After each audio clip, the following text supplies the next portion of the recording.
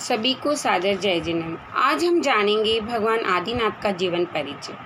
जैन धर्म के प्रथम तीर्थंकर भगवान आदिनाथ का जन्म अयोध्या नगरी में वहाँ के राजा नाभिराय की रानी मरुदेवी के गर्भ से चैत्र कृष्ण नवमी के दिन सूर्योदय के समय हुआ।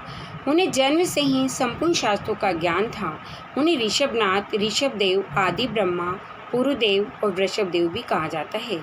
इनकी आयु 84 लाख पूर्व की थी। वो समस्त कलाओं के ज्ञाता और सरस्वती के स्वामी थे। युवा होने पर कच्छ और माँ कच्छ की 2 बहनों नंदा और सुनंदा से ऋषभनाथ का विवाह हुआ। नंदा ने भरत आदि 100 पुत्रों को जन्म दिया, जो आगे चलकर भरत चक्रवर्ती सम्राट बने। उन्हीं के नाम से हमारे देश का नाम भारत पड़ा। ऋषभनाथ 100 पुत्रों और ब्राह्मी तथा सुंदरी नामक 2 पुत्रों के पिता बने।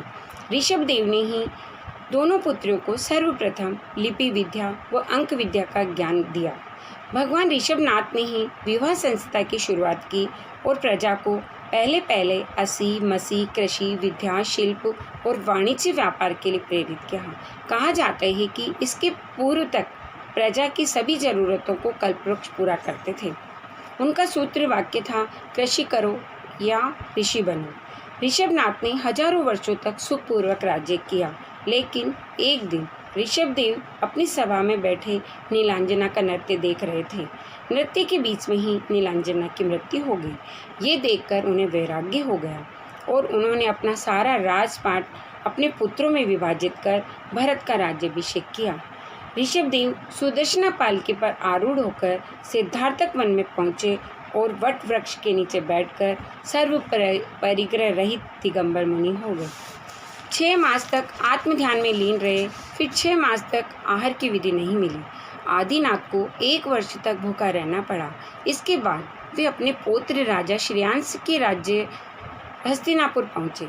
सर्वप्रथम राजा श्रेयांस ने ऋषभ मुनि को इक्षुरस अथवा गन्ने के रस का नवधा भुक्ति पूर्वक आहार कराया। वह दिन वैशाख शुक्ला तृतीया का था, जो आज भी अक्षय तृतीया पर्व नाम से जाना जाता है।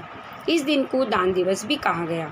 इस प्रकार 1000 वर्ष तक मौन आत्म साधना व कठोर तप करके ऋषभनाथ को वट वृक्ष के नीचे ही फाल्गुन कृष्णा एकादशी को केवल ज्ञान प्रकट हुआ और वह जिनेन्द्र देव बन गए, अर्थात वीतरागी व सर्वज्ञ हो गए।